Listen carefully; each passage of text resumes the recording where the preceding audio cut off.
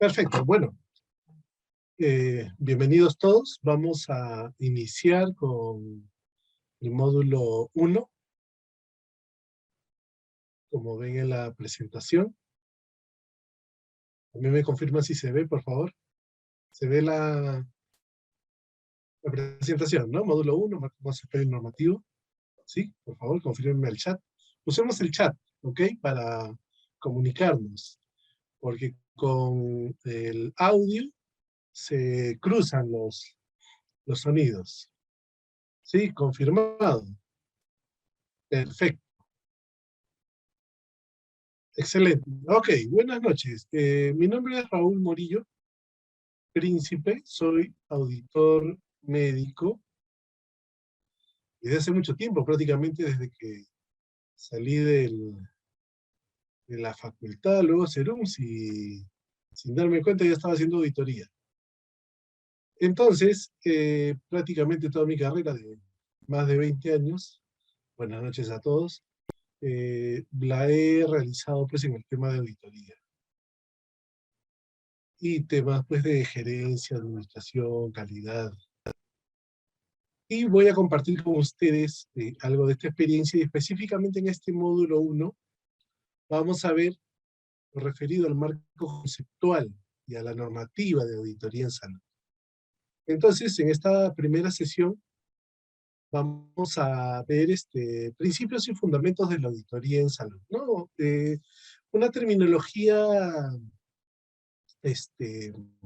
genérica. Y luego, en las otras 3 sesiones, ya que este módulo se compone de 4 sesiones, este primer módulo, ya veremos en específico la norma nacional de auditoría, ¿correcto? Pero vamos a empezar por siempre la introducción. Bueno, como les decía, yo soy médico, auditor, mi alma mater es San Fernando, San Marcos. Entonces, rápidamente, solo para ubicarnos, desde dónde están conectados, porque veo que somos, wow, más de 50. Rápidamente, su ubicación y su centro de labores. Por el chat, por favor, rápidamente. ¿Todos son de Lima? ¿O de qué centro de labores, a qué centro de labores pertenecen? Sí, cortito nomás. Ah, desde Arequipa. Perfecto. Tenemos, compañeros del extranjero, muy bien. De Trujillo. Ah, Chiclayo, Ica. Ahí está, ya estamos norte y sur. Subiana, seguimos con el norte. Incor, muy bien. Apurímac, Juliaca, wow. Almenara, Tumbes, Lima, muy bien. Rosa de Lima, Rosario de Lima. Silvia Pachas de Lima, Dante de Sullana. Rosa desde Tumbes, muy bien. Bueno, bienvenidos todos, wow. Del Hospital Negreiro, de acá en Lima, Puente Piedra, en Lima también, Tocache, Hegel, Diego, ajá. Huacho, pues el norte chico también. Huancayo, ¿qué tal el frío en Huancayo ahorita, a esta hora? Por la Oroya la semana pasada, frío. Perfecto, bueno, bienvenidos todos. Qué bueno que estemos llegando a muchos lugares del país, Trujillo también, con Carlos allí. Y esta es una necesidad, pues, obviamente, de estas capacitaciones justamente en el tema de auditoría en salud. María Teresa de Chimbote, bienvenidos todos.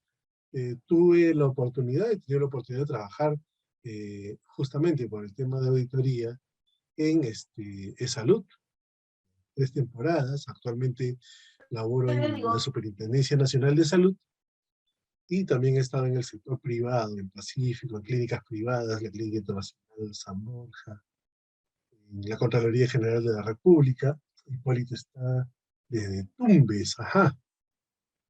Hipólito Atoche Calderón, Tumbes. Wow, ¿ese es tu nombre o es el nombre del establecimiento? Dice Inside. Traté de poner sus nombres en su usuario, con el que se conectan a la sesión, ¿ok? Para identificarlo mejor. La Lara, qué bien. Saludos, saludos a todos. Y bienvenidos pues a este primer módulo. Les decía que yo he trabajado también en la seguridad social y siempre ha sido una necesidad la capacitación justamente en auditoría en salud a nivel nacional. Entonces, estas plataformas virtuales nos permiten llegar a muchos lugares, ¿no? Que antes se tenía que hacer un gasto logístico tremendo. Entonces ahora la tecnología nos acerca más, y en buena hora. Entonces vamos a poder compartir estas clases, y espero sean de su agrado. No dudo que sí, seguramente. Y vamos a compartir experiencias también al respecto. Bueno, hablando de los principios y fundamentos de la auditoría en salud, eh, vamos a referirnos a algunos antecedentes, ¿ok? ¿Por qué es que surge la necesidad de hacer auditoría en el sector salud, ¿no? Saben pues que la auditoría, uno quizás lo relaciona más con el tema contable, ¿no es así? Con los contadores que hacen encajar el dinero, cuánto se gastó, cuánto hubo, cuánto ingresó, cuánto salió, ¿no? Entonces hacen un matching, ¿no? Y viendo que todo esté correcto, no hacen la auditoría, ¿no? Entonces uno cuando escucha auditoría siempre lo relaciona así, ¿no? Con los números, que todo encaje, que todo sea como debe ser, ¿no es así? Pero la auditoría pues va evolucionando, obviamente, y alcanza también al sector salud. Y justamente por estas razones que voy a pasar a ir mencionando y vamos a ir comentando, ¿no? Por ejemplo, la preocupación por la calidad asistencial y concretamente por la seguridad es muy antigua, ¿no es así? Ya desde la época de Hipócrates, ¿no? Se expresa la necesidad de que el médico no solo debe ayudar, sino que ante todo no debe hacer daño. Lo hace con el aforismo primum non nocere. ¿Es así? Entonces, antes que nada, no hacer daño es lo principal. ¿Ok? Luego, en mi industria, los padres de la calidad se consideran a Deming, Crosby, Juran, quizás han escuchado esos nombres, estas definiciones de calidad se aplican luego al sector sanitario. ¿Por qué no? Porque la buena práctica, la buena enseñanza que puede haber en un sector, una industria, como no, podemos aplicarlo a muchas partes del sector salud, por supuesto. Y vamos a ver que sí. En la calidad asistencial, nuestros referentes más recientes son Semmelweis, Nightingale, Flexner, Codman, Lemke, el maestro Donavedian, Palmer, entre otros. Vamos a mencionarlos también.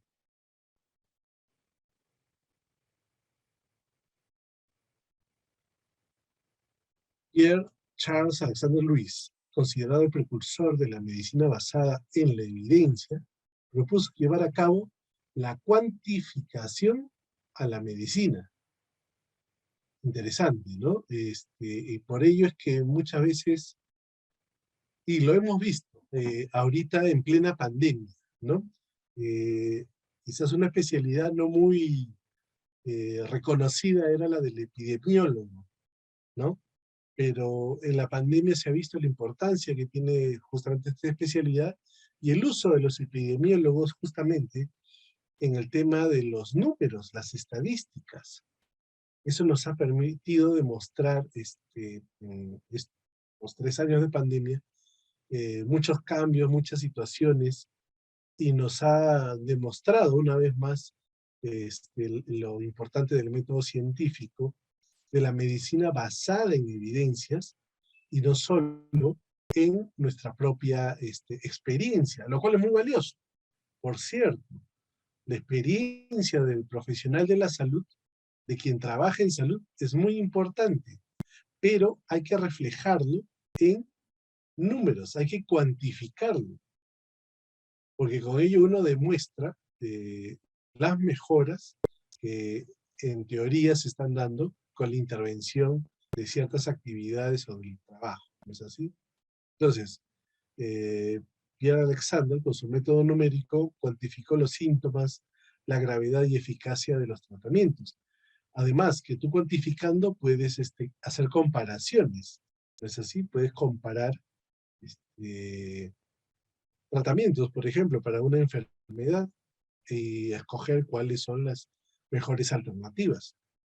Entonces, se demuestra la ineficacia terapéutica, por ejemplo, de la sangría en los procesos inflamatorios, recurriendo a datos estadísticos. Toda una antigua práctica, la sangría que se hacía, que finalmente no tenía ningún efecto real, ¿no? de cura.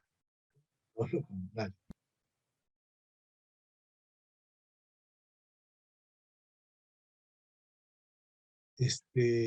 Algo que tiene que llamarnos la atención, que ya en el año Oignas Philip Semmelweis demostró la iatrogenicidad del acto médico. ¿Qué es la iatrogenia? Es justamente el daño que se causa por la intervención del profesional de la salud, ¿no? Entonces es algo que tenemos que tener en consideración. Puede pasar, ¿cómo no? En 1854, la enfermera Florence Nightingale, durante la guerra de Crimea, implantando mejoras de higiene y cuidados, consiguió disminuir la mortalidad de los pacientes ingresados de un 32% a un 2%. Y lo hizo solo en 6 meses. Vean justamente allí el hecho de la cuantificación. Entonces, nuevamente, la importancia del método científico, de la estadística, de los números, para demostrar los efectos de nuestras intervenciones, de nuestra atención, y lograr, pues, demostrar que se está haciendo una intervención en calidad, ¿no? Al sector salud. Así como pueden pensar ustedes que en la industria se mide la producción, los costos, los remanentes, en fin, todo tiene medidas, ¿no es así? Las ventas. Igualmente, en salud, por ello tenemos indicadores, por ejemplo, ¿no? Indicadores de salud, estadísticas. Entonces es importante. Miren cómo en este ejemplo, con una intervención de mejora de higiene, la mortalidad decae, ¿no? Y además no es solo un hecho de que me parece o pienso yo que va a disminuir la mortalidad, no. Se toma un conteo inicial y luego se compara con la intervención 6 meses después, habiendo estadísticamente, ¿no? O porcentualmente, mejor dicho, una diferencia significativa. ¿Sí? El informe Flexner en 1910 denunció la formación médica en Estados Unidos y contribuyó a la modificación sustancial de sus contenidos. Esto contribuyó a la mejora de la calidad científica y técnica de los médicos, y como ya conocemos, es un componente esencial de la calidad. Ernest Coleman, cirujano de Massachusetts General Hospital en Boston, propuso generalizar un modelo de evaluación de resultados para todos los cirujanos. Él mismo había aplicado a su trabajo. Esta iniciativa fue el inicio de un programa de estandarización de hospitales en 1918, basado en criterios de estructura, organización y cualificación del staff médico, modelo de trabajo, documentación clínica y equipamiento diagnóstico y terapéutico. Este trabajo es la base para la creación de la Joint Commission on Accreditation of Healthcare Organizations. Habrán escuchado ustedes, por ejemplo, la acreditación Joint Commission actual, una acreditación internacional. Justamente, y por ahí está un colega nuestro del INCOR, ¿no es así? Un compañero de trabajo, o varios quizás del INCOR, que es una de las instituciones acreditadas por la Joint Commission Internacional actualmente. ¿A qué se refiere esta acreditación? ¿Por qué internacional? Bueno, a partir de estos conceptos es que se empiezan a hacer estándares, ¿no? En este ejemplo se está hablando de la parte de los cirujanos y luego que va a toda la estructura pues, del hospital, y se van creando estándares, es decir, necesidades mínimas que tienen que tener las áreas, producción mínima, indicadores que deben cumplirse mínimamente. Para el caso del INCOR, por ejemplo, que es un instituto, ¿no? Hay muchos parámetros que tienen que cumplirse, incluyendo, por ejemplo, docencia, investigación, porque es un instituto. Eso lo ha logrado el INCOR. Es uno de los pocos establecimientos de salud, porque hay varios establecimientos privados en el Perú que tienen Joint Commission, pero INCOR es el primero, si mal no me equivoco, de salud que tiene. Y un par más por ahí hay en salud. Entonces, en buena hora eso te quiere decir que estás logrando tener unos estándares que se repiten en, digamos, cualquier otra institución a nivel mundial. Entonces, te ofrece una atención de calidad, tanto que te atiendas aquí como en otro país, o en Europa, o en Estados Unidos, la atención es adecuada. Entonces, justamente eso se logra al establecer estándares, ¿correcto? Los estándares.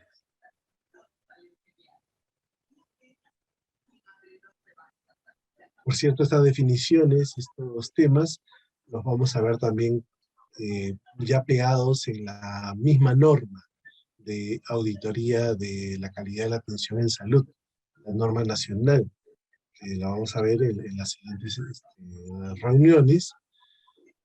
Pero estos son conceptos que justamente históricos, ¿no? Que se van a ver reflejados en esa norma. ¿Okay? Paul Lemke desarrolló el audit médico como método para evaluar la calidad. Moorhead introdujo el peer review como herramienta de evaluación, que consiste en la revisión de las decisiones y actuaciones clínicas por pares o por iguales. Y es importante, ¿no? Porque muchas veces en la norma, por ejemplo, vamos a definir es el Comité de Auditoría Médica y el Comité de Auditoría en Salud. Dos comités que deben existir en todas las IPRES a nivel nacional. En el caso del Comité de Auditoría en Salud, por ejemplo, justamente está creado porque hay muchos temas de, por ejemplo, auditoría de registro, en los que, lo voy a ver en un módulo posterior, en que justamente el odontólogo, por ejemplo, utiliza su odontograma, ¿no es así? Utiliza su odontograma. Y el odontólogo es experto en utilizar eso. Entonces, para cualquier otro profesional, para un químico farmacéutico, para un médico, para un enfermero, como que eso no se entiende, ¿no? Entonces, es necesario eso justamente en la revisión por pares. Ahora, si estamos viendo la auditoría de un caso en el cual está involucrada pues la especialidad, digamos, de neurocirugía, ¿no? No es que en el comité justamente de auditoría, coincidentemente tiene que haber un neurocirujano auditor, ¿no? Sino que se puede invitar a un especialista en la misma rama para hacer justamente esta evaluación por pares. Claro, un neurocirujano que no ha intervenido en la atención. Entonces, a eso se refiere, ¿no? Los pares, ¿no? Iguales. Donabedian y Palmer en los años 70, ¿no? Aportaron claridad conceptual y elementos metodológicos de la calidad asistencial. ¿Sí? Sus trabajos sobre las dimensiones de la calidad asistencial y la evaluación de esta influyeron de forma determinante en afianzar los aspectos conceptuales de la calidad en salud. ¿Por qué hablamos tanto de la calidad en salud? Porque justamente la auditoría viene a ser una herramienta con la cual se consigue tener calidad en la atención. ¿correcto? La auditoría en salud es un medio por el cual vamos a nosotros a llegar a tener una calidad en la atención de nuestros pacientes, en la atención de los usuarios de los servicios de salud. Entonces es importante saber estos conceptos de dónde vienen, ¿sí?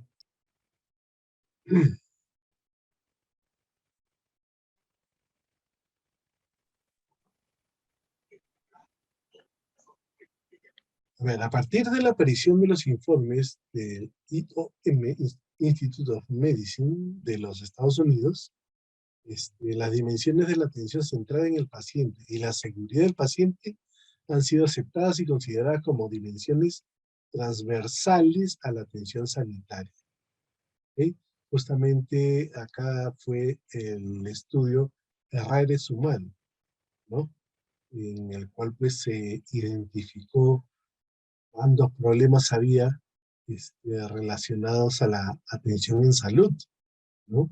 De todo el personal. Entonces esa fue una llamada clamorosa de atención. Imagínense, en Estados Unidos, el país más poderoso del mundo, encontrar pues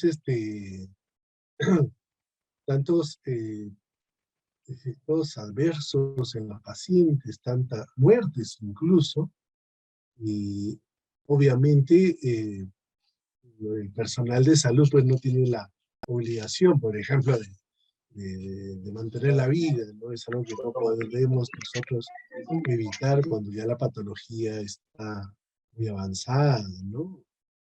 Grave, caso agudo. Eh, pero hay situaciones que se pueden evitar, complicaciones que se pueden evitar, entonces justamente por eso la atención debe estar centrada en el paciente y la seguridad de él. Actualmente, la, el error humano en la salud es considerado también una de las causas de muerte en Estados Unidos, ¿no? Por encima incluso de muchos tipos de cáncer.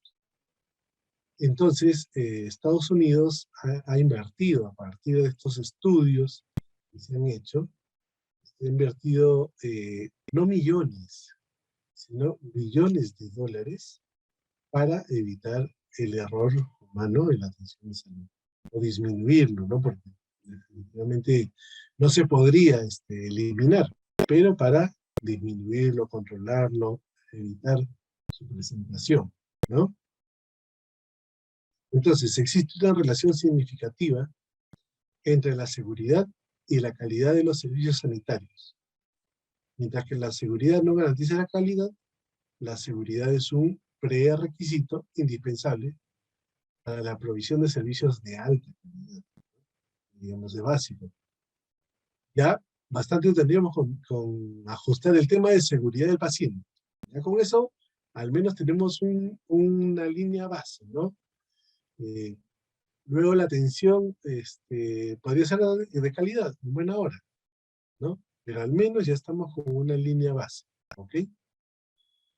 Sin embargo, de no haber esta seguridad del paciente, como se menciona en la diapositiva, ningún cuidado inseguro puede considerarse de alta calidad, ¿no? Es un requisito básico, ¿no? Para la calidad de la atención, el tema de seguridad del paciente. Miren ustedes, en 1955, Barr calificó los eventos adversos como el precio a pagar por los modernos métodos de diagnóstico y tratamiento. Y Mozart denominó a los eventos adversos como las enfermedades del progreso de la medicina, ¿no? Y es que efectivamente cada decisión clínica y cada elemento del proceso del cuidado de los pacientes contienen riesgo. Bueno, no es que antes no hubiera existido, ¿no?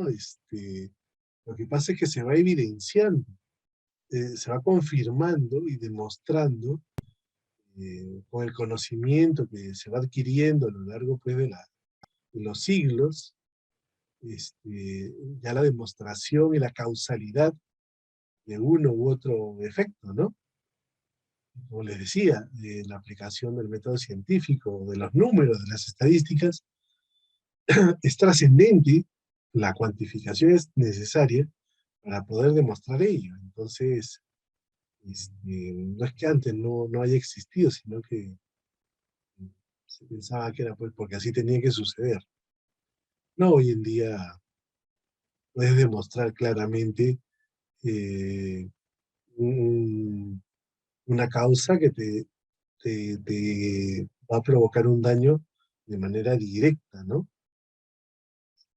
Tanto como en las patologías, que es lo principal que estudiamos, pues los profesionales de la salud, pero también en la atención de calidad. Tiene que ser de calidad, ¿no? Los medicamentos, las exploraciones e intervenciones invasivas, la variabilidad biológica del propio ser humano, hacen que en la práctica sea imposible la desaparición total de los posibles eventos adversos. Claro, lógicamente, uno no puede garantizar en la atención en salud la cura total, ¿no? Sí, no te preocupes, vas a salir sano acá de esta hospitalización. Sí, no tienes ningún riesgo en este procedimiento, en esta intervención. Lo que uno tiene que hacer es eh, procurar, sí, y eso sí podría prometerle al paciente, la mayor atención y el esfuerzo por cumplir con los estándares, ¿no? Se va a hacer todo lo humanamente posible para dar una calidad de atención que se merece, pues, el paciente, ¿no? Pero uno no puede prometer resultados, porque justamente incluso la idiosincrasia del cuerpo humano, en una intervención quirúrgica, por ejemplo, que pues por la anatomía, ¿no? Que quizá muchos de ustedes conocen, y bastante, uno interpreta pues que así este lado, así este otro, tiene que estar tal o cual vaso, o arteria, o vena, y quizás hay una supernumeraria, estás haciendo un procedimiento y se te va pues el instrumento y ahí problema, ¿no? Hemorragia, la complicación. Y puede pasar pues de todo, ¿no? El uso de los medicamentos, uno no puede, por eso que siempre estamos en la anamnesis, en el interrogatorio del paciente, preguntando sobre su conocimiento sobre posibles alergias, ¿no? Que nos puede dirigir y hacer pensar, e incluso así la persona no haya tenido nunca, podía ser tan, pero tan piña, ¿no? Entre comillas, que justamente se le aplica un anestésico, incluso local, como nos pasó alguna vez, justamente trabajando en la salud, tuvimos que hacer una auditoría fuera de Lima, en Ica, justamente, ¿no? Por ahí hay unos compañeros de Ica, sucedió pues la muerte de una paciente al realizarle una endoscopía. Bueno, y ustedes pensarán, quizás al momento de hacer la endoscopía, pues el gastroenterólogo por ahí se equivocó, o el tejido estaba muy friable, se produjo una hemorragia. No, ni siquiera se llegó a introducir el endoscopio. En la sola aplicación del anestésico, el spray que se utiliza para la faringe, ¿no? Para anestesiar la zona, allí mismo sucedió todo el efecto. La paciente entró en shock, por más que trataron de animarla, porque estaba la UCI justo en ese piso, no se pudo hacer nada. Falleció la paciente. Zaira nos da otro ejemplo, ¿no? Un shock anafiláctico en sala de operaciones al aplicar el antibiótico. Justamente, por eso. Entonces nuestra atención. Son cosas que no se pueden evitar, lamentablemente, ¿no? Antes de iniciar la cirugía, miren ustedes. Por ello. Entonces, lo que tiene que estar en nuestro estándar, ¿no? En nuestra atención de calidad, es que se haya hecho la pregunta respectiva, los antecedentes, ¿no? Tenemos una norma de historia clínica la cual tiene que estar ahí justo todo. Tenemos una hoja de seguridad de la cirugía segura, y en fin, muchos elementos que disminuirán pues estos riesgos, justamente, pero lamentablemente no se pueden evitar. En efecto, una persona puede no ser alérgica a nada, pero justo algún componente quizás de esa medicina, de ese spray, de ese anestésico que estás utilizando, justo ahí era alérgica a ello, ¿no? Entonces, ya no se puede prever. Lo que sí se puede prever es hacer un buen interrogatorio, un buen estudio, ¿no? De los pacientes. Sí, algunos felizmente se salvan, la mayoría, y para ello también tenemos que prever que los servicios tengan justamente ese acceso. Tu botiquín, tu coche de paro, todo ello, ¿no? Justamente porque puede, a pesar de que hayas hecho una buena historia clínica, suceder ello.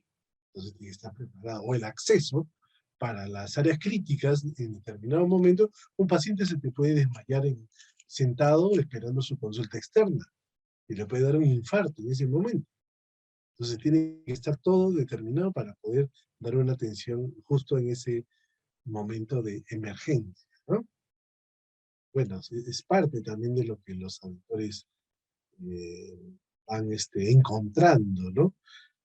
Muchas veces ya de manera retrospectiva, como vamos a ver ya en la norma, pero también de alguna manera proyectándose al futuro, ¿no? Como es el hecho pues, del consentimiento informado, por ejemplo, eh, la auditoría de la misma historia clínica, el registro, ¿no? En fin, son situaciones que pasan, ¿no? Pero que dando una atención de calidad se puede disminuir estas situaciones lamentables. Miren, el error humano es apenas una parte del problema de los fallos en la seguridad del paciente. Los estudios realizados en Utah, Colorado y Estados Unidos indican que el 75% de eventos adversos se debían a fallos en el sistema. 75%. Los expertos en el tema coinciden en que la mejora de la seguridad del paciente requiere un cambio de cultura de la organización, que tienen que introducir los mecanismos necesarios para disminuir las barreras estructurales, potenciar el liderazgo, implicar a los profesionales y evaluar sin culpabilizar. Entonces, justamente,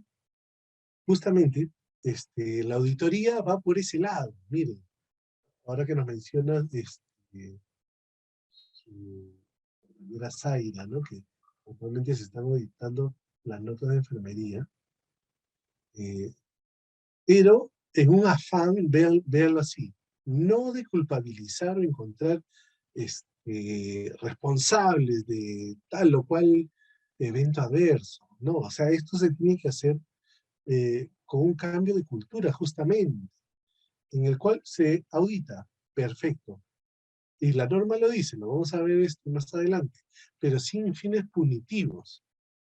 La idea de hacer auditoría es justamente hacer estas revisiones, hacer estas acciones, ¿no? Todo ello, pero para lograr una mejor atención, una calidad de la atención en salud mucho mejor de la que había antes.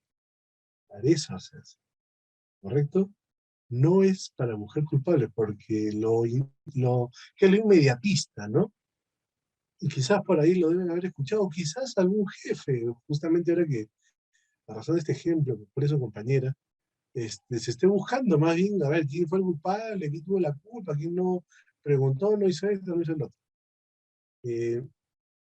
Y como dicen, se rompe por el lado más débil, ¿no? Ah, ya, la enfermera nueva seguro que se le olvidó, la que recién ha llegado, la recién egresada, ¿no? Y por ahí quieren sancionar. Pero a la final, si uno se pone a analizar, es una cadena de responsabilidades. Pues. Si un personal en salud no está cumpliendo con sus actividades, Eso también culpa de quién es, de los jefes, del área, de los compañeros incluso, del área. El director del establecimiento, directora, ¿no? De, de la gerente de la red asistencial, ¿no es así? Del sector, de presidencia ejecutiva, del ministerio, de la ministra o ministro de turno, porque son temas que ya se conocen, son temas que ya se saben. Y tenemos incluso la norma de auditoría que debe ser cumplida en todos los establecimientos de salud.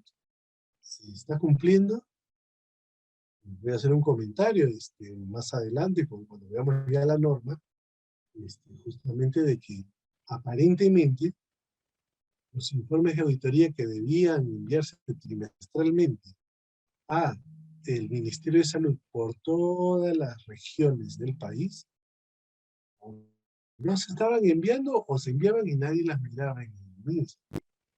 Eso es lo que ha pasado. Porque ahora hay una versión 2 de la norma técnica de salud 029, que es la que rige la auditoría de la calidad de la atención en salud en el Perú. Cuando fue a actualizar la norma anterior, no teníamos resultados de análisis, estadísticas, de una década de presencia de la norma de auditoría. Entonces, hay que, como digo, cambiar justamente la cultura, ¿ya? Porque estamos pensando que ahí sí, hay que auditar para ver a quién le echamos la culpa, a quién despedimos. Y no es así, ¿ya? En el Hospital Almenara hay comité de auditoría de la salud. Claro, el comité de auditoría de salud. Es más, tuve la suerte de, bueno, bajo la norma anterior, la versión 01 de la 029, estuve como funcionario en control en prestaciones de salud y creamos las normas de auditoría médica internas, ¿no? Institucionales, auditoría médica, auditoría ontológica, auditoría en enfermería, justamente, pero era bajo el concepto de la versión anterior. Ahora cambió un poquito, no mucho, pero ha cambiado, justamente en esa línea, ¿no? De que es hacer el tema por pares, ¿no? Justamente. Sí, justamente, y la norma sí, todavía está vigente, tiene que ser actualizada, por cierto, pásenle la voz a prestaciones de salud. Pero más o menos esa es justamente la idea, ¿no? Ahora, importante acá el hecho de mencionar que un 75% de los eventos adversos se debían a fallos en el sistema. Entonces, quiere decir que si nosotros corregimos todos esos fallos, estamos disminuyendo pues la presencia de ellos. Y justamente la auditoría es una herramienta que va a permitir, si es que hubo o no hubo algún fallo o algo, prevenir y corregir esa situación para que no vuelva a pasar. Esa es la idea, ¿ya?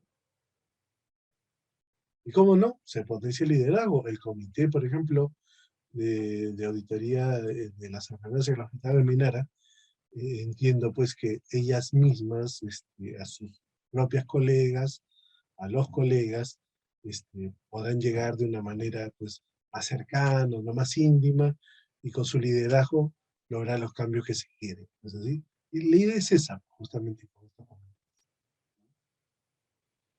¿Disminuir barreras estructurales? Claro que sí. Por eso se conforman los comités, por eso hay una norma que aplica a todos, ¿no? Realmente hay auditores, no solo auditores médicos, auditores enfermeras, hay odontólogos auditores, tecnólogos auditores, en fin.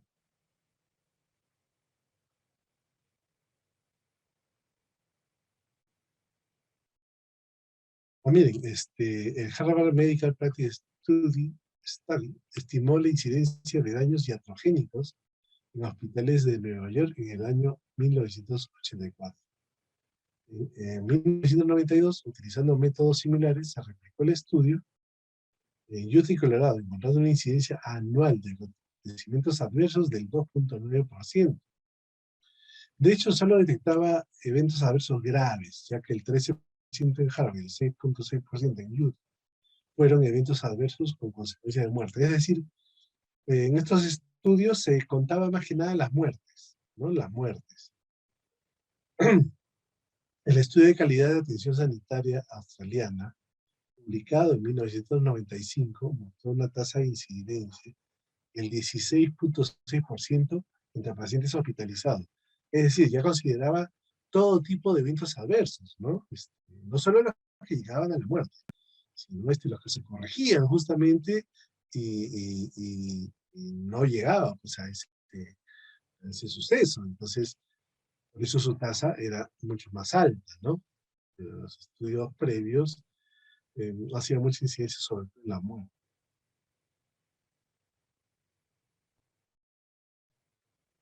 Entonces, justamente este estudio, el de Australia, contrariamente a los norteamericanos, detecta todos los eventos adversos, desde una perspectiva de la calidad, y por ello sus cifras son más elevadas. Los estudios de Nueva Zelanda y Canadá también han mostrado unas tasas relativamente altas, alrededor del 10%. O sea, no solo 2, 3, como figuraba pues, en los estudios de los Estados Unidos.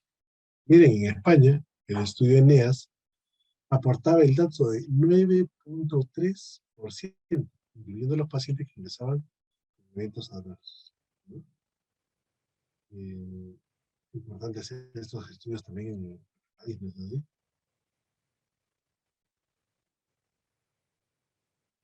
Prevalencia de eventos adversos en hospitales de Latinoamérica. Miren, el proyecto IBEAS ha sido el resultado de la colaboración entre la OMS, la OPS, Ministerio de Sanidad y Política Social de España, el Ministerio de Salud, instituciones de Argentina, Colombia, Costa Rica, México y Perú, siendo la de este último de 11.6%. La prevalencia de pacientes con eventos adversos hallada en el estudio fue de 10.5%. De cada 100 pacientes que sufrieron eventos adversos, es decir, de cada 100, 7 murieron, ¿ok? 2 como consecuencia directa del incidente y 5 por la suma del incidente con otras condiciones. De los 100 pacientes que sufrieron eventos adversos, 17 quedaron con una incapacidad total. De 100 pacientes que sufrieron eventos adversos, 12 quedaron con una incapacidad severa. De esos 100 pacientes, 64 con incapacidades leves o sin incapacidad. Y casi el 60% de los eventos adversos fueron evitables. ¿Se dan cuenta? Entonces, eh, me pregunto yo, ¿no? Si la cifra de 11.6% es tan real como se piensa. Justamente por eso les hablaba de un cambio de cultura. El, debe haber en sus instituciones, seguramente, normativas en salud específicas sobre caída de pacientes, ¿no? Por ejemplo. Entonces, me pregunto yo, ¿están registrando? Bueno, no hablemos solo de salud, no hablemos en general, del país. ¿Se estarán registrando todos estos errores, por ejemplo, en la dosis del fármaco, en la medicina que se le brinda al paciente, y todo tipo de estos eventos adversos? ¿Se están registrando? ¿Se están haciendo conocer? Porque, claro, si tengo un paciente con una incapacidad total, pues inmediatamente analizo el caso y seguramente voy a encontrar que ha habido por ahí un evento adverso evitable, ¿no? ¿Qué pasa con todas estas personas que no tuvieron ninguna incapacidad, ningún problema? ¿Cómo yo no detecto que ha habido algún evento adverso evitable, ¿no? Además, la cultura en nuestro país es más bien a esconder el error, ¿no? El error no se admite, en salud peor todavía, ¿no? No se admite. Eh, Tú dices, uy, voy a comentarle a mi jefe, a mi jefa que se ha cometido un error, y que yo he cometido ese. Y todo el mundo te va a decir, pero te van a despedir, olvídate, o sea, ¿qué estás haciendo? Porque hay mucho miedo, ¿no? Entonces, por eso digo, quizás las cifras sean más altas incluso al hacer los estudios. Bueno, entonces esto es un marco histórico, ¿no? De la necesidad de tener una atención de calidad en salud, ¿correcto?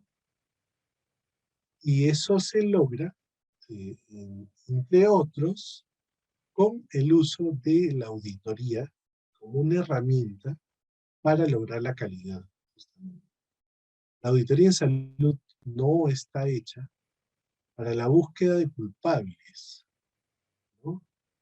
Eh, la idea de la auditoría es para eh, mejorar nuestra atención cada vez más. Hola, Elba. Recién ha llegado Elba. Saludos a todos los que también están ingresando. ¿Cuántos vamos? Éramos... Oh, wow, más de casi 70. Wow. Bueno, espero que se esté escuchando bien a todos los lugares donde estamos llegando esta clase. Bueno, hemos estado en este marco, digamos, introductorio de situaciones y realidades históricas, ¿no? Que ha sucedido y que motiva la necesidad de tener, cómo no, auditoría en el sector salud. ¿Correcto? ¿Ya? Buenas noches. Como decía, la auditoría no necesariamente es pues del sector salud, decíamos que era incluso relacionado sobre todo con la contabilidad, lo que era la comparación entre el debe, el haber, lo que ingresó y que encaja. Ya, ok. La auditoría en salud también es lo mismo, ver si encaja o no lo que se hace en la atención del paciente con lo que se debería hacer. Y habíamos hablado de estándares, por ejemplo, ¿no? ¿Cuál es el estándar? Ahora que, no sé, a Elba, por ejemplo, que sos actriz, justamente, ¿cuál es el estándar, por ejemplo, en cuanto a consultas prenatales de una gestante en el país? ¿Cuánto es? ¿Cuántas consultas prenatales debería tener una gestante en el Perú antes de dar a luz? ¿Ah? Ada dice 10, una más, una menos. El estándar, porque hay una norma nacional que te dice mínimamente tienes que tener este número de consultas prenatales. Mínimo, ¿no? Mínimo. Idealmente, y esa es otra cosa. El mínimo que dice eh, el control de las gestantes en el Perú, ya, es con lo que uno puede considerar que esa gestante ha tenido una atención de calidad, ¿no? Por debajo de ese estándar, la atención no es de calidad, ¿correcto? Entonces, ¿qué hace la auditoría? Tienes a tu gestante, ya está, va a dar a luz, ya la recibes, a ver, ves la historia clínica. Según Rosario nos dice que es 6 mínimo, ¿no? La norma, no recuerdo cuánto dice la norma vigente sobre el control prenatal, pero digamos que sea 6. Si ha tenido 4 controles, 3 controles prenatales, está por debajo pues del estándar, ¿no? La mínima, mínimo controles, no es lo ideal. Mínimamente se debería tener 6, ¿no? Según lo dice Rosario. Ya, si tiene menos, esa atención de esa gestante no ha sido de calidad. Si supera los 6, entonces está bien. Entonces, podemos afirmar que quien está haciendo la auditoría, es decir, la comparación de la calidad esperada por el estándar, ¿no? Es la que se ha dado en esta gestante. Comparamos, ya. Ok. Si está por debajo, mala calidad. ¿Qué ha pasado? No se ha llegado bien a la población, no hay el personal suficiente en el establecimiento para hacer esos controles, en fin. Yo, Mary, pregunta para conformar un comité de auditoría, cualquier profesional puede ser.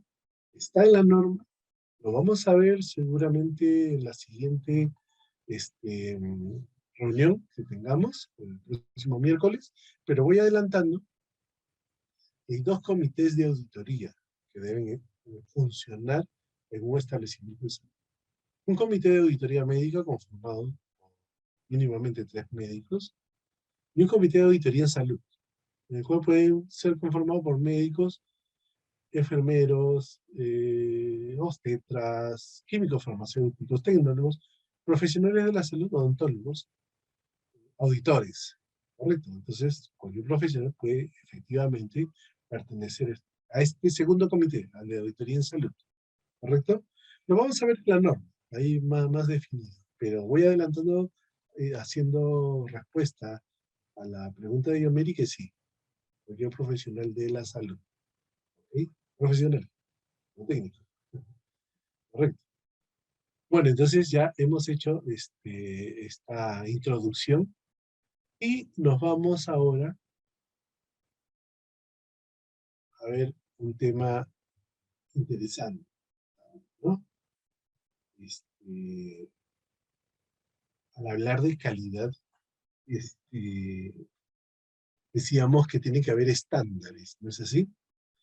Y habíamos mencionado, por ejemplo, la acreditación internacional Joint Commission, ¿no? Sus antecedentes y todo. Ok, actualmente ustedes deben haber escuchado las normas ISO, ¿no?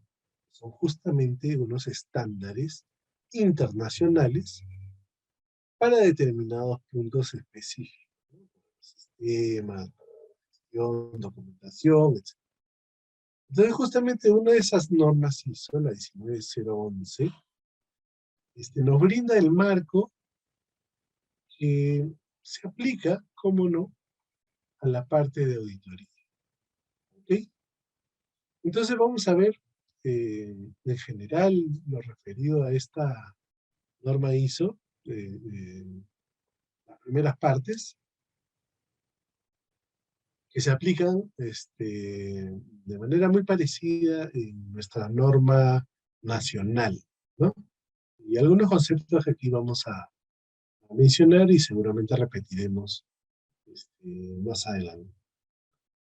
Hola Fernando, no sé si la asistencia la van a tomar,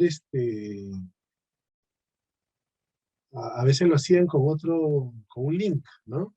No sé si ahora lo estarán tomando de esa manera, pero veo varios compañeros que están ingresando y dejan su nombre y no sé si esta será la vía para confirmar la asistencia o tienen otra, no lo sé. Bueno, en todo caso, yo siempre grabo lo que tenemos en el chat. Por eso cuando hago algunas preguntas también ahí yo me doy cuenta quiénes están en realidad conectados con la clase, ¿ok? Como María Teresa, que está presente, está atenta a la clase. Pero no sé si habrá algún link para la asistencia. ¿Ya? Es un tema administrativo que va más allá del profesor. Bueno, ya veremos cómo se ve ese tema de la asistencia. Bueno, sigamos. Entonces les hablaba de la norma ISO 19011, ¿correcto? Entonces esta norma, miren, muy importante, ¿no? En primer lugar, tiene un objeto y campo de aplicación. Esta norma ISO nos da unos lineamientos para. Y obvio, cuando hablamos de lineamientos es, digamos, líneas generales por las cuales hacerlo, ¿no? Esto nos va a servir de marco para entender mejor qué es la norma técnica de salud 029 versión 02, la norma de auditoría de la atención de calidad de salud. Lo vamos a ver en la próxima clase, pero esto nos va a servir de marco muy interesante. Miren, esta ISO 19011 proporciona lineamientos para La administración de programas de auditorías, ¿no? Justamente lo que vamos a hacer. La conducción de auditorías de sistemas de calidad y medio ambiente, ¿no? Hay dos normas específicas para cada uno de estos temas. Nos da también los lineamientos para la competencia de los auditores de sistemas de calidad y medio ambiente, aplicable a las auditorías de calidad y medio ambiente, tanto internas como externas. Ajá. Miren, acá ya nos menciona dos tipos de auditoría. Nos dice que hay auditorías internas y nos dice que hay auditorías externas. Ajá, interesante. Eso lo vamos a ver en nuestra norma nacional también. La competencia de los auditores también lo vamos a ver en nuestra norma nacional, justamente los requisitos para ser auditor, ¿no? Aplicable para otro tipo de auditorías, con las competencias adecuadas de auditores. Claro, estas normas son flexibles que pueden ser, servir de base, de modelo para otros tipos de auditorías, ¿ya? Esta está sobre todo para los sistemas de calidad, pero la atención en salud justamente tiene que ser un sistema pues de calidad, correcto. O sea, acá uno más o menos escucha y dice, ah, pero esto parece para la industria, para las grandes empresas, para una fábrica. Ya pues, pero si aplicamos esto a un servicio de salud también, entonces, todo tiene que ser ordenado, todo tiene que tener presupuesto, tiene que tener sus manuales, sus protocolos, guías de práctica clínica, ¿no? En fin, tiene que funcionar todo tal cual. En una empresa, el dueño de la empresa no quiere pérdidas, por ejemplo, ¿no? Quieren ganancias sobre todo, de que haya satisfacción en sus clientes. ¿Y a quiénes son nuestros clientes? Pues en el sector salud. Los usuarios, no solo los pacientes, la familia también, ¿no? La sociedad. Entonces, ellos tienen que tener un producto de calidad. ¿Cuál es nuestro producto de calidad? La atención en salud, ¿no? Que tiene que tener calidad. ¿Correcto? Sigamos entonces con esta norma.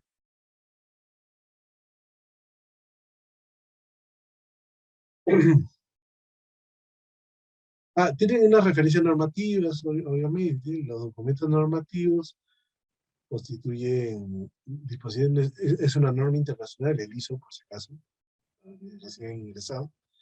No son aplicables las modificaciones posteriores, revisiones. No obstante, se recomienda a las partes que basen sus acuerdos en esta norma internacional de aplicar la edición más reciente.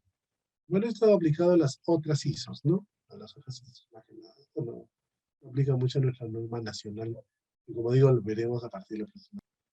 Algunas definiciones que nos da así la ISO 19011, importantes, ¿no? Y que se aplican luego a lo que es la auditoría.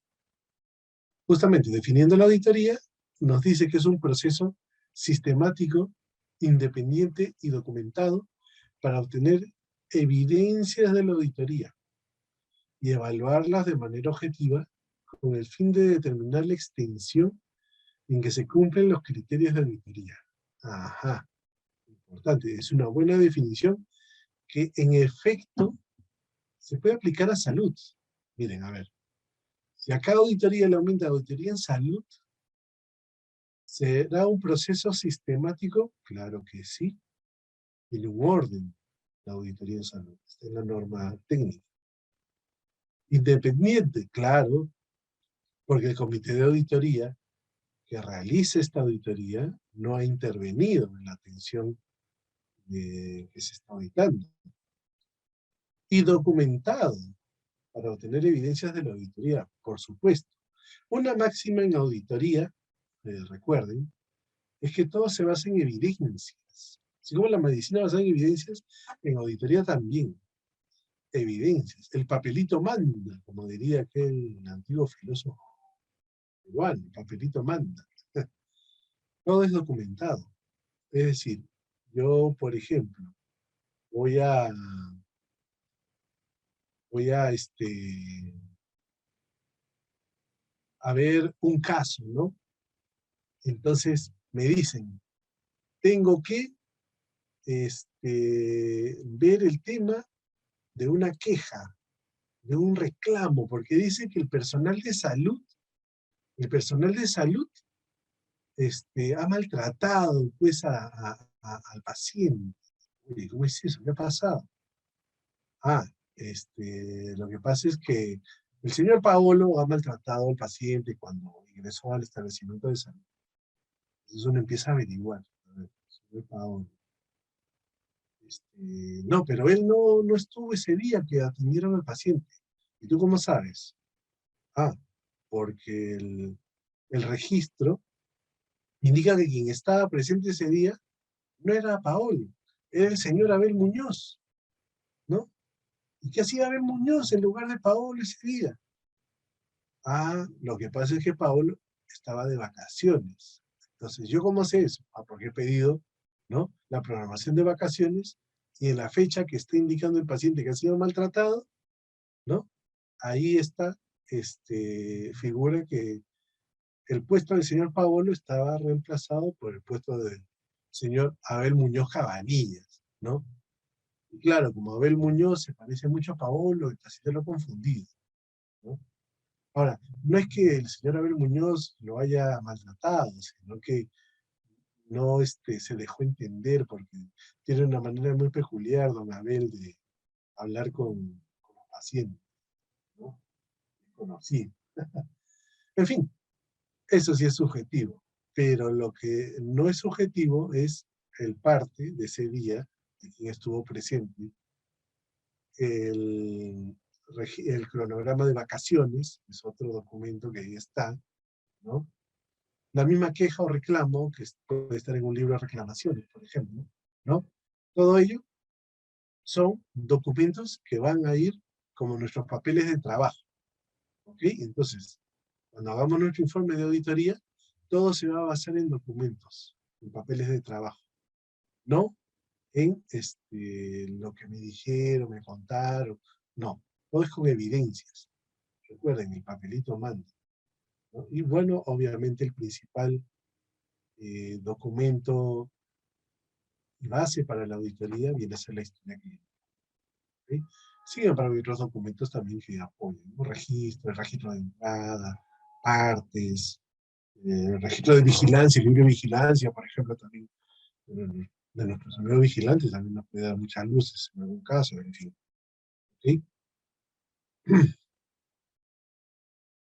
A ver, las auditorías internas, denominadas en algunos casos como auditorías de primera parte, se realizan por o en nombre de la propia organización.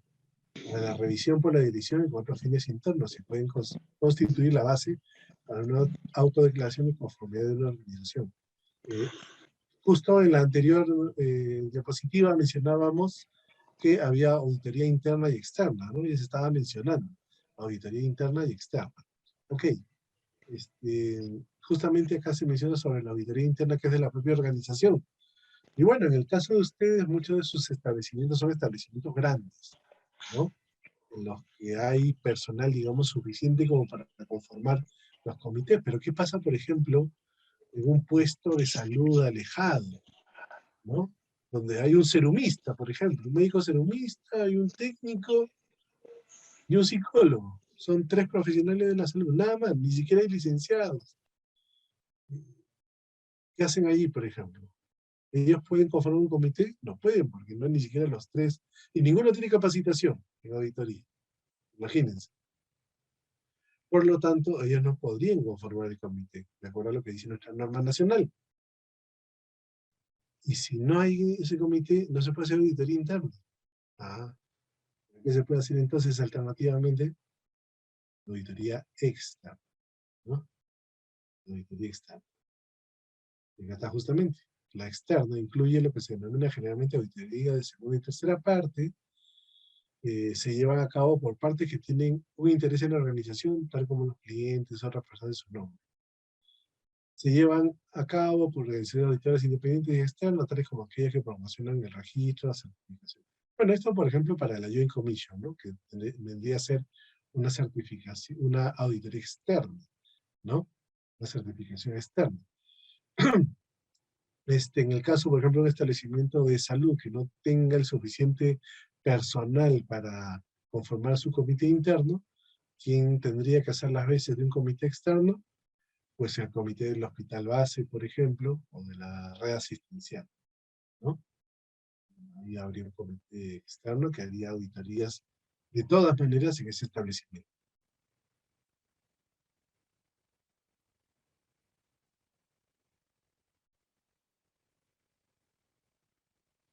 Ajá. Otra definición importante, lo que es criterios de auditoría. Es el conjunto de políticas, procedimientos o requisitos. Los criterios, escucharán ustedes cuando durante el desarrollo de este curso, vamos a ver si los criterios han sido cumplidos. Entonces, uno dice, criterios que es, opiniones, no, no. Los criterios, a partir de ahora, ustedes tienen que entender que es una norma, un reglamento, un documento, un contrato quizás. Es decir, eh, es nuestra base, nuestro estándar con el cual tenemos que cumplir. Cuando preguntaba, por ejemplo, cuántas son los controles prenatales mínimos que debe tener una gestante en el Perú, ¿el criterio cuál sería? Pues la norma técnica de atención de gestantes, ¿no? Control prenatal, en fin, o institucional, o del Ministerio de Salud, en fin, ¿no? Ese es el criterio. Si yo voy a decir, pues, que la historia clínica está mal llenada, no tiene los antecedentes epidemiológicos, ni los antecedentes farmacológicos, ni nada de ello. Yo, ¿en qué estoy basando ello? En que tengo un criterio que me dice lo que debe tener la historia clínica. ¿Cuál sería ese criterio? La norma técnica de gestión de la historia clínica del Ministerio de Salud. ¿Sí? Entonces, los criterios de auditoría se utilizan como una referencia frente a la cual se compara la evidencia de la auditoría. ¿Se dan cuenta? Entonces la ISO 19011 ya nos está diciendo qué es la auditoría, la comparación, ¿no? Comparo las evidencias con los criterios, es decir, auditoría esperada, ¿no? Con la auditoría que ya la fija, ¿no? El criterio. Las evidencias de la auditoría, ¿qué son? Son los registros, las declaraciones de hechos o cualquier otra información que son pertinentes para los criterios de auditoría y que son además verificables. Por eso decía, tenemos que tener papeles de trabajo, fotocopias, fotos, grabaciones, en fin, evidencias que demuestren lo que yo voy a comentar o mencionar acerca de una auditoría realizada. No es que yo presumo, pienso, creo, me parece. No, todo es con evidencias. ¿Ok? Porque además eso es verificable, ¿cómo no? Ojo, la evidencia de la auditoría puede ser cualitativa o cuantitativa. Vean cómo todos estos conceptos de la ISO 19011 eh, prácticamente son aplicables a nuestro entender de lo que es la auditoría de salud, ¿no? Otros términos que vamos a utilizar también, los hallazgos de la auditoría. Es el resultado de la evaluación de la evidencia de la auditoría, recopilada frente a los criterios, ¿no? Ya mencioné. Los hallazgos de la auditoría pueden indicar tanto conformidad o no conformidad con los criterios de auditoría, como oportunidades de mejora. Volviendo al tema del control prenatal, si esa gestante tuvo solo 2 controles prenatales, ¿no? Puede hacer que el parto sea normal, no haya ningún problema, como puede ser también, no se identificó pues una placenta previa, una estrechez pélvica, ¿no? Un embarazo gemelar, ¿no? Que hace que se complique la atención de esa gestante al momento repulsivo. Es decir, puede haber o no consecuencias, ¿no? Pero la conformidad, ¿cuál sería? Que hubiera tenido, pues, en efecto, por lo menos sus 6 controles prenatales y más. 10, por ejemplo, mencionaban ahí varios de sus compañeros. Y si son 10, entonces en buena hora, entonces hay una conformidad con el criterio. ¿Cuál es el criterio? La norma de control prenatal, ya. Pero si solo ha tenido dos, no pasó nada, un parto normal, único, sin necesidad de ninguna ayuda, bueno, es una oportunidad de mejora. No puede hacer que otras pacientes de la zona también tengan ese problema de tener una atención por debajo de la calidad esperada en cuanto a controles prenatales. Y así para cualquier patología, para la atención de cualquier patología, de cualquier atención en salud, hay estándares. Por eso tenemos las guías de práctica clínica que nos orientan también en los mínimos, ¿no? Que deben ser esperados en la atención del paciente. Otra definición, las conclusiones de la auditoría. Viene a ser el resultado de una auditoría que proporciona el equipo auditor, o comité auditor lo llamaremos nosotros ya bajo nuestra norma, tras considerar los objetivos de la auditoría y todos los hallazgos encontrados, ¿no? Esa es la conclusión. Sumas todos los hallazgos, ¿no? Y vas a terminar dando una conclusión al respecto. ¿Okay?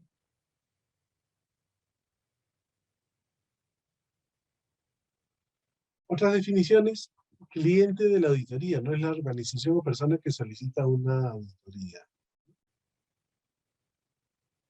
El auditado es la organización que es auditada, que puede ser servicio, puede ser una atención en salud, un caso, ¿no? La auditoría de casos sobre todo. ¿Quién es el auditor? Es la persona con la competencia para llevar a cabo una auditoría. Es decir, tiene que tener cierta preparación para realizar esta auditoría. Un tema es que seas profesional de la salud, quizás, pero otra cosa es que seas auditor. Otra definición, el equipo auditor es uno o más auditores que llevan a cabo una auditoría con el apoyo, si es necesario, de expertos técnicos. ¿Qué te quiere decir ello? Que el comité de auditoría acabó su equivalente acá mencionado, equipo auditor, en algunos casos necesitará algunos expertos técnicos, como se menciona, y justamente ahí es lo que se decía, ¿no? La labor de los pares. Entonces el comité de auditoría no, digamos, que tienes un comité de auditoría en, en salud, en donde está pues un licenciado en enfermería, una profesional químico-farmacéutica, y un tecnólogo auditor, ya. Vas a hacer un tema, pues, de una auditoría, pues, de un tema odontológico. Ninguno de los tres es odontólogo, pero puedes justamente llamar a un experto técnico, es decir, a otro odontólogo que no ha participado en esa atención que se está auditando, para que dé el apoyo justamente al equipo auditor o comité de auditoría, como lo vamos a llamar más adelante, ¿no? A un auditor del equipo auditor se le designa como líder del mismo. En el caso de la norma nacional, se le llama el presidente del comité de auditoría. ¿Ok? El equipo auditor puede incluir auditores de formación. Bueno, eso no lo dice el ISO, pero no está contemplado en nuestra norma. En nuestra norma sí es requisito tener la formación en auditor. ¿Ok? Lidia hace una muy buena pregunta. ¿Los expertos técnicos tienen que ser auditores? No. Porque el experto técnico es el experto justamente en esa materia, ¿no? Como el ejemplo que pusimos más temprano, ¿no? Un caso que estás viendo que es de neurocirugía. Entonces, has hecho ya toda la revisión de los protocolos, la guía de práctica internacional y todo, pero te queda una duda sobre la técnica quirúrgica aplicada justamente en este caso, pero es algo muy, muy especial, ¿no? De neurocirugía, muy específico. Entonces ahí puedes llamar a ese experto técnico que te apoye y te brinde información acerca del caso. Pero no tiene que ser necesariamente auditor. Los miembros del comité, sí, ellos sí, obviamente. Pero justamente ellos están formados en en la forma en que se deba realizar la auditoría para el cumplimiento de los criterios y todo ello, ¿no? Ellos arman todo. Parece que sea suficiente con la labor del comité, pero en algunos casos, justamente necesitamos alguna opinión técnica que refuerce lo que los auditores están haciendo.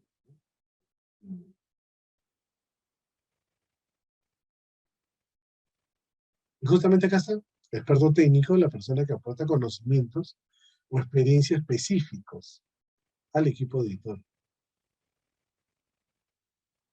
Un experto técnico no actúa como un auditor en el equipo auditor, o el comité para nuestro caso. Otra definición es el programa de auditoría. Zaira pregunta si se debe tener maestría en auditoría necesariamente. Uh, no. La norma nacional, que vamos a ver los requisitos a partir de la próxima semana para los miembros del comité de auditoría. ¿Okay? En ella se menciona una experiencia profesional, una experiencia en auditoría y una capacitación en auditoría, más no necesariamente el grado o la especificidad de una maestría. Además que, a ver, en cuanto a medicina, hay dos, tres, creo nada más maestrías en auditoría, a nivel nacional, que yo sepa. Y no sé si habrá en las otras carreras maestría de auditoría, pues, en enfermería, en odontología, en tecnología. Parece que no hay. Hay diplomados, ¿no? Claro, diplomado había, en medicina sí también varios, pero maestría, yo justamente hice mi primera maestría en auditoría y gestión de la calidad en la Universidad San Martín, pero la han retirado, ya no se dicta como maestría, se ha quedado solo como diplomado actualmente, pero se dictó varios años la maestría. Entonces no es requisito una maestría. Claro, te piden obviamente estudios adicionales, no vamos a mencionar luego, pero no, maestría no está contemplada. Es necesaria una capacitación, sí, como esta, en los auditores. ¿No? Decíamos, otra definición, el programa de auditoría. Es el conjunto de una o más auditorías planificadas para un periodo de tiempo determinado y dirigidas hacia un propósito específico. Un programa de auditoría incluye todas las actividades necesarias para planificar, organizar y llevar a cabo las auditorías. Claro, uno tiene que ser ordenado y normalmente los comités de auditoría duran un año, ¿no? Se puede renovar, obviamente, pero digamos que el plan es que tú hagas una labor en un determinado año. Ahora, ¿cuántos problemas puede haber en tu institución de salud? ¿No? Referidas al cuidado del paciente, a la atención en salud, seguramente un montón, o en tu área, ¿no? Debe haber varios. Pero tú no puedes atacar todos los problemas en un año. Sería iluso pensar que podrías resolverlo todo. Pero al hacer un programa, una planificación, tú para ese año vas pensando, ¿no? A ver, cada mes qué voy a hacer, o cada trimestre mejor, para no ser tan alucinados también, porque lamentablemente los comités de auditoría trabajan con las horas sanitarias. Entonces, a diferencia del sector privado, donde sí hay auditores al 100% de su tiempo dedicados a la auditoría, en el sector público, en el salud, no. Se usan las horas sanitarias para la labor de auditoría. Curioso, ¿no? Porque, por ejemplo, en el Hospital Rivaliati, sé que los auditores están al 100% de su tiempo, ¿no? Entonces, ahí quizás la norma nacional no está recogiendo una necesidad de la sociedad, en realidad, de todo el país. En el sector privado, en las aseguradoras, los auditores están a tiempo completo.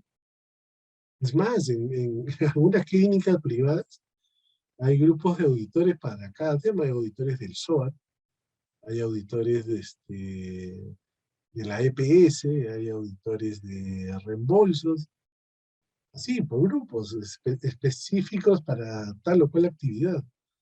Hay auditores para las certificaciones, ¿no? Internacionales, en fin. Bueno, eh, hay poco tiempo en realidad en el sector público y en la salud específicamente.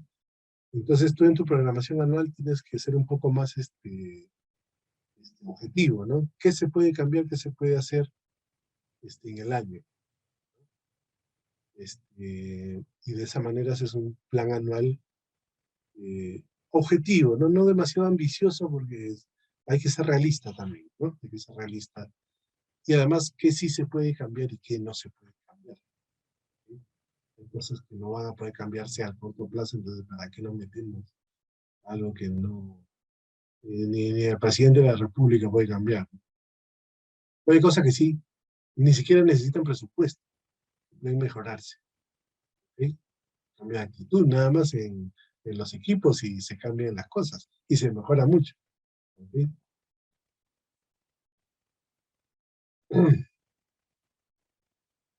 Otra definición, el plan de auditoría, la descripción de actividades y detalles acordados según la auditoría. Ya, esto es para cada auditoría en específico, ¿no? El alcance de la auditoría se refiere a la extensión y límites de una auditoría, ¿no? El alcance incluye generalmente una descripción de las ubicaciones, las unidades de la organización, las actividades y los procesos, así como el periodo de tiempo cubierto. Eso se hace, pues, en qué servicio, por ejemplo, se va a realizar la auditoría, qué periodo de tiempo, ¿no? La línea nos dice que auditoría en SOA son por incapacidad laboral, por reembolso, por invalidez, por EPS, concurrencia, claro, concurrencia también. En salud para registro de calidad, en historia clínica, así es. Efectivamente, sí, hay varios grupos que se hace, por eso digo ahí, cuando nosotros fuimos convocados con muchos expertos, digamos, entre comillas, de auditoría, para actualizar la norma pedimos que el personal que se dedicaba a auditoría estuviera dedicado al 100%, o por lo menos el presidente del comité, y que se creara una plaza. Lamentablemente no hubo eco en el ministerio al respecto. Bueno, esperemos que eso vaya cambiando pues en el tiempo, ¿no? Más adelante. Otra definición es la competencia, ¿no? Que son los atributos personales y aptitud demostrada para aplicar conocimientos y habilidades, ¿sí?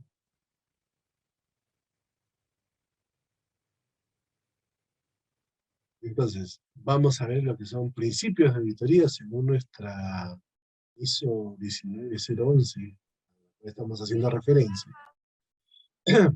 Entonces, la auditoría se caracteriza por depender de varios principios, ¿no? En este caso, según la norma ISO, de 7 principios, ¿no? Que hacen una herramienta eficaz y fiable en apoyo de las políticas y controles de gestión. La adhesión a esos principios es un requisito previo para proporcionar conclusiones de auditoría que sean pertinentes y suficientes y permite a los auditores trabajar independientemente para alcanzar conclusiones similares en circunstancias similares, ¿no? Es decir, todos deberíamos llegar a las mismas conclusiones si es que realizamos el trabajo en base a estos principios, ¿no? Vamos a ver cuáles son estos principios. El primero es la integridad, ¿no? El fundamento de la profesionalidad. Los auditores y las personas que gestionan un programa de auditoría deberían desempeñar su trabajo de forma ética, con honestidad y responsabilidad. Emprender actividades de auditoría solo si son competentes para hacerlo. Y justamente, ¿no? La capacitación que decíamos acá justo en este punto. Integridad. Una de las condiciones, requisitos para ser miembros de un comité de auditoría, por ejemplo, no tener sanciones.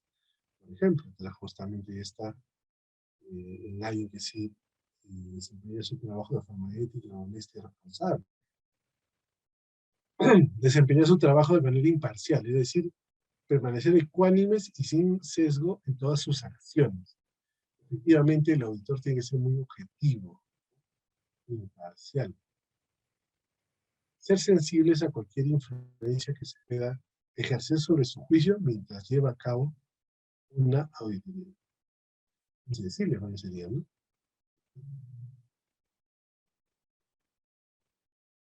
Otro segundo principio, la presentación imparcial, ¿no? Es la obligación de informar con veracidad y exactitud. Los hallazgos, conclusiones e informes de la auditoría deberían reflejar con veracidad y exactitud las actividades de auditoría. Se debería informar de los obstáculos significativos encontrados durante la auditoría y de las opiniones divergentes sin resolver entre el equipo de auditor y el auditado. ¿Sí? La comunicación debe ser veraz, exacta, objetiva, totalmente objetiva, ¿correcto? Oportuna, clara y completa. Para ser imparcial, sobre todo hay que ser objetivo, ¿no? Esa es la clave. Yo lo que veo, lo plasmo en mi informe, doy la oportunidad de dar una respuesta al auditado, ¿no? Por el cual sustente el por qué hizo o no hizo tal o cual cosa, entonces ahí ya objetivamente yo pongo, yo no opino, ¿no? Y justamente es una de las condiciones que me dice la norma nacional. No se puede hacer juicios de valor, ¿ok? Yo no puedo decir, eh, por ejemplo, ¿no? Este servicio donde el paciente falleció o se complicó, tiene personal que es que está desmotivado. Yo podría decir eso, yo podría afirmar que el personal de un área está desmotivado. En mi informe podría yo decir ello. ¿Qué dicen ustedes? ¿Sí o no? No saben, no opinan. Al chat, ¿qué dicen ustedes? Podría yo afirmar en mi informe de auditoría que hay No, profesor, desmotivación no se en puede el afirmar personal eso. de un área. El personal no puede estar desmotivado y sobre todo en un área crítica. A ver, todos coinciden en que no, porque es subjetivo. ¿Y esto se puede hacer objetivo? Ajá, Mauricio dice que sí se puede. Entonces Mauricio sí tiene la clave ahí. Los subjetivos, ¿se puede hacer objetivo? Sí. Discúlpeme, profe, La pero sí se puede hacer desmotivación. objetivo. Sí se puede hacer. Como La licenciado en psicología desmotivación se clínica, puede medir, puedo diagnosticar desmotivación, ¿no? Rosario dice, solo si existiera un documento donde el trabajador lo manifiesta. Podría ser, ¿no? Pero difícilmente alguien va a confesar que está desmotivado en su trabajo.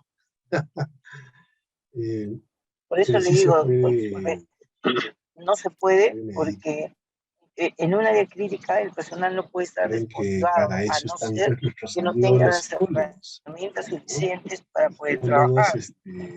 ¿Sí me escucha, profesor? tienen herramientas con las ¿Aló? cuales pueden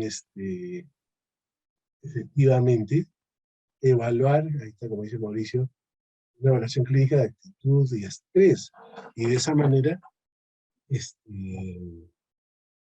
determinar si cierto personal, ¿no? Está desmotivado, ¿no? En cierta área. Puede ser. Pero entonces, yo me basaría en la evidencia, ¿no? Yo me basaría en la evidencia que ese estudio del psicólogo, ¿no?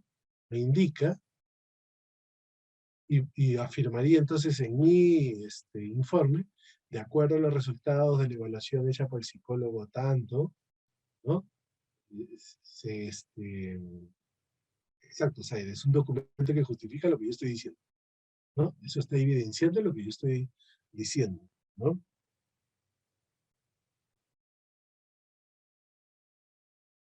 Creo que alguien levantaba la mano por ahí. Cualquier pregunta, por favor, al chat. ¿Ok? Si hay alguna pregunta, por favor, el chat. O alguna aclaración. Mi perk, claro. ¿Sí? ¿No? Entonces yo me baso en una evidencia, ¿no? Entonces ahí ya deja de ser subjetivo. Pero si yo agarro, yo veo, ¿no?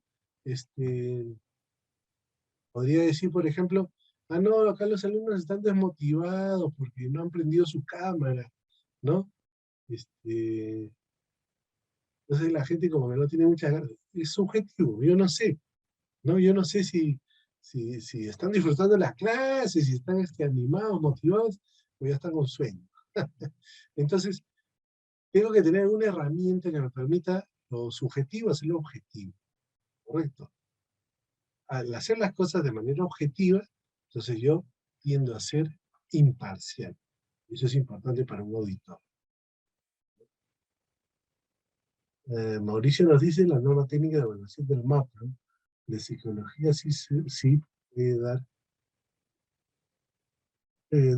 dando que la variación estándar del test justificada en el MINSA. Creo que es psicólogo nuestro amigo Mauricio. Habla sobre los baremos. Claro, hay tablas, hay por eso digo, hay herramientas que justamente logran pues identificar. Pero lo dice entonces la herramienta, lo dice el documento, lo dice el baremo, no lo digo yo, ¿no? Entonces, allí sí se justifica ponerlo en un informe, ¿no? Perfecto. Eso por los comentarios, por los aportes. Está bien, está bien. Están motivados entonces. Otro principio de los auditores, o de ustedes que van a ser auditores, ¿no? Debido cuidado profesional, la aplicación de diligencia y juicio al auditar. Los auditores deberían proceder con el debido cuidado de acuerdo con la importancia de la tarea que desempeñan y la confianza depositada en ellos por el cliente de la auditoría y por otras partes interesadas. Un factor importante al realizar su trabajo con el debido cuidado profesional es tener la capacidad de hacer juicios razonados en todas las situaciones de la auditoría, ¿no? Efectivamente, ¿no? Hay que ser muy diligente, tener un juicio apropiado en el momento de no dejarse llevar por este tema. Otro principio es la confidencialidad, ¿no? La confidencialidad referido a la seguridad de la información, y además que en salud, recuerden, los datos en salud son una información muy sensible. Entonces así nomás no se puede, el comité tiene el acceso, por ejemplo, a la historia clínica, no puede evaluar y ver el caso, la salud de una persona, pero esa historia clínica es información confidencial, ¿no? Entonces, por lo tanto, el comité de auditoría también tiene que proceder con la debida confidencialidad. Miren a qué punto es confidencial esta información. Por ejemplo, recuerdo, bueno, ahora estoy por tercera vez en su salud, la Superintendencia Nacional de Salud. Estuve anteriormente en IPROT, que es un área de protección de derechos. Y cuando sale la norma sobre quejas y reclamos, la anterior, venían pues a su salud a reclamar las personas, y su salud lo que hacía era, ya, a ver, voy a pedir la copia de la historia clínica en la atención de esa persona que se está quejando, que está reclamando, en segunda instancia. Lo que nos respondían los establecimientos, los hospitales, ¿sí? ¿Sabes qué? Su salud, tú no puedes pedirme esa información. Pero ¿cómo? Si yo soy la Superintendencia Nacional de Salud, yo protejo los derechos de la persona, lo que quieras, pero tú no puedes pedirme esa información. Tiene que hacerla el mismo paciente, su familiar encargado, por escrito, para yo darte la copia redactada, de la historia, de lo que quieras. Imagínense, o sea, es así, es así. Los datos en salud es un tema muy confidencial, ¿sí? Y al respecto, la ISO pues dice que los auditores deberían proceder con discreción en el uso y la protección de la información adquirida en el curso de sus tareas. La información de la auditoría no debe usarse inapropiadamente. para beneficio personal del auditor o del cliente de la auditoría, de modo que perjudique los intereses legítimos del auditado. Este concepto incluye el tratamiento apropiado de la información sensible o confidencial, justamente de la información en salud.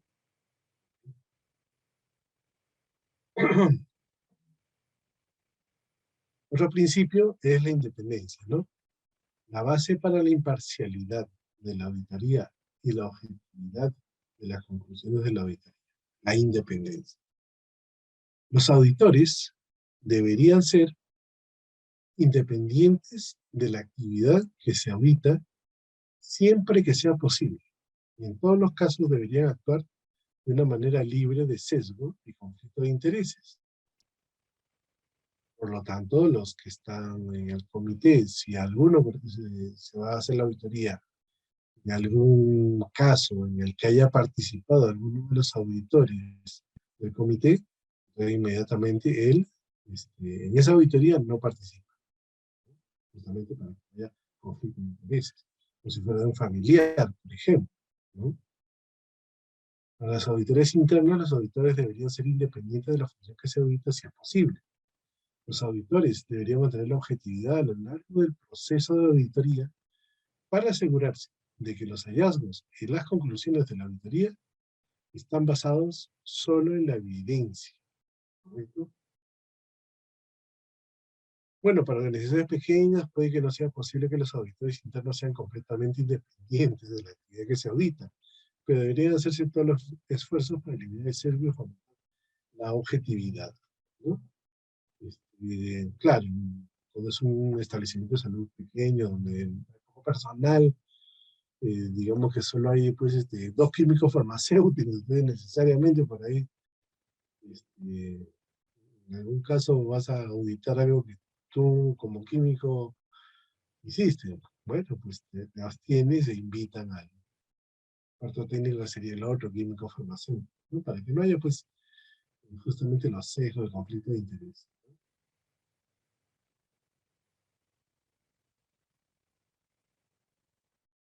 Otro principio importante, ¿no? El enfoque basado en la evidencia.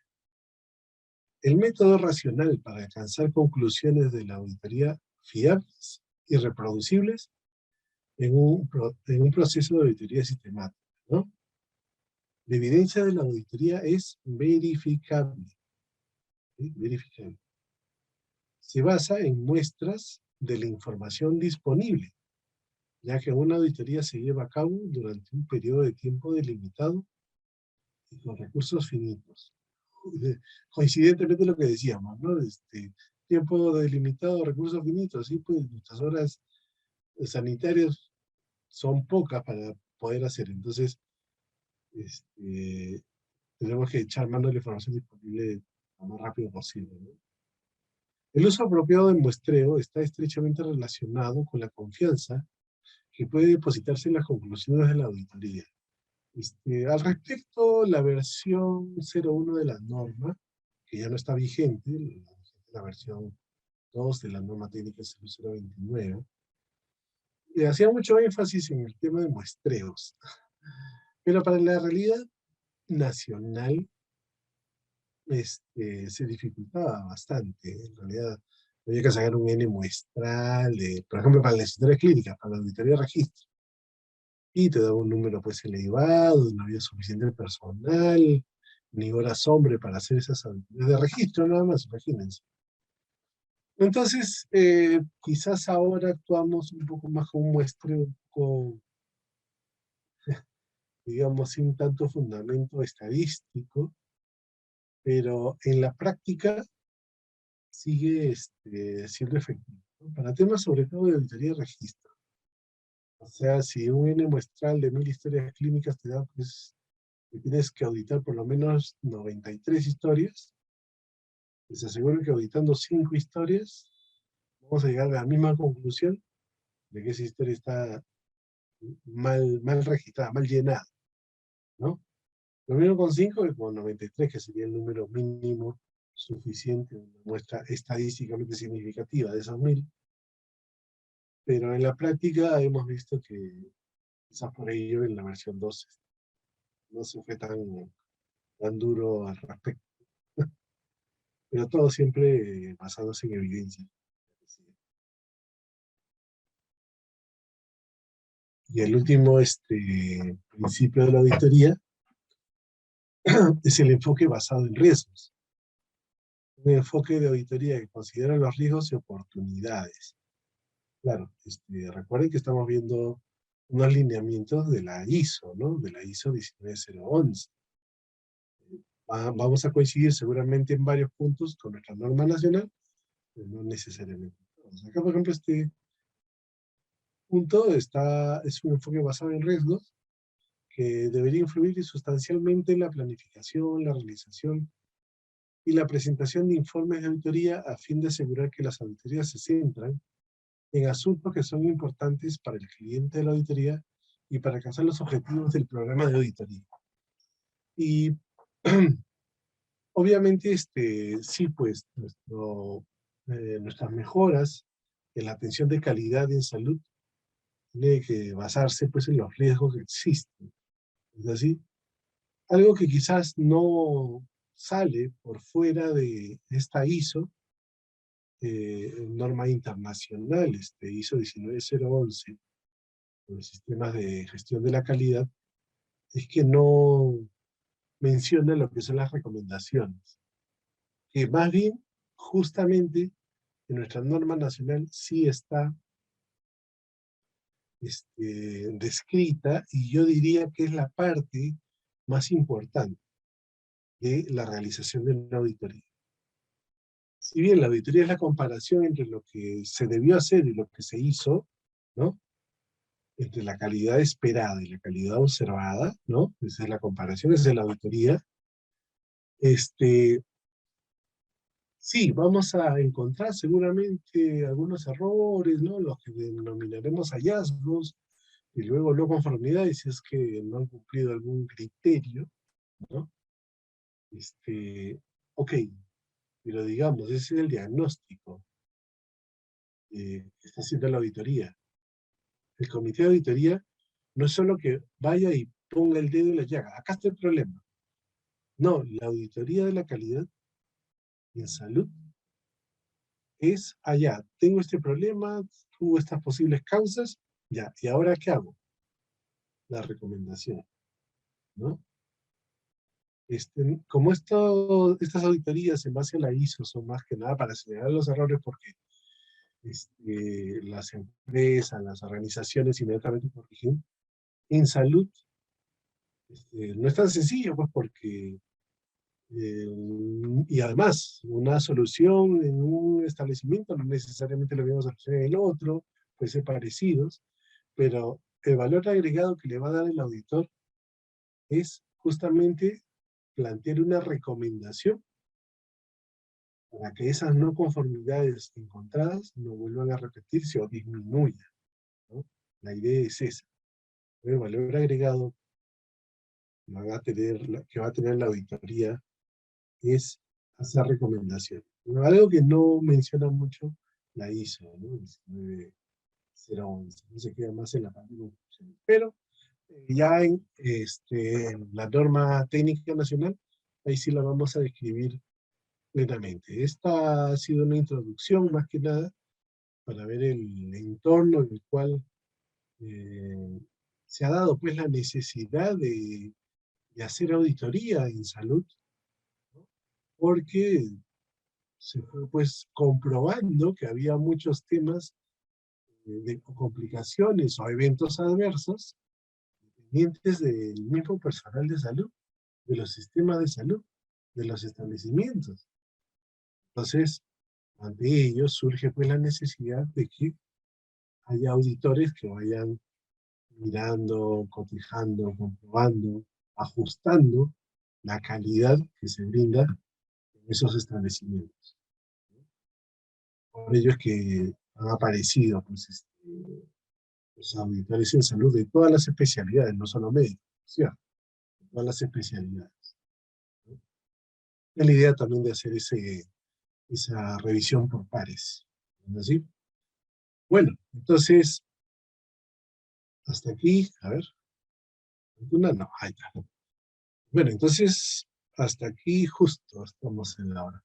Sería la parte de la introducción. No sé si tienen alguna pregunta, algo haya quedado dudas. A mí me queda la duda cómo les van a tomar la asistencia. Por parte de ustedes, no sé si tendrán alguna pregunta, algo más antes de finalizar la presentación. Sí, todo claro como el agua. Como el agua de nuestro río Rímac, acá en Lima. ¿Verdad? Perfecto. Bueno, esta parte de introductoria, ya vamos a entrar a la parte normativa nacional a partir de la siguiente semana. ¿Ok? Bueno, les agradezco. Yo, Mary, levantó la mano. Si alguien tiene alguna pregunta, por favor, en el chat, Buenas noches, profesor. antes de Buenas retirarnos. noches. ¿Ya? ¿Me En el escucha? chat, por favor, cualquier cosita. ¿Me escucha? ¿Me escucha? Perfecto, creo Buenas que noches. Una consulta. Entonces los no auditores, nos hay vamos a... preguntas. Saludos Buenas para noches. todos los integrantes. Saludos al señor Abel Muñoz, que ahí lo veo concentrado. Ah, Un gusto haberlos visto esta semana. Nos esperamos el próximo miércoles.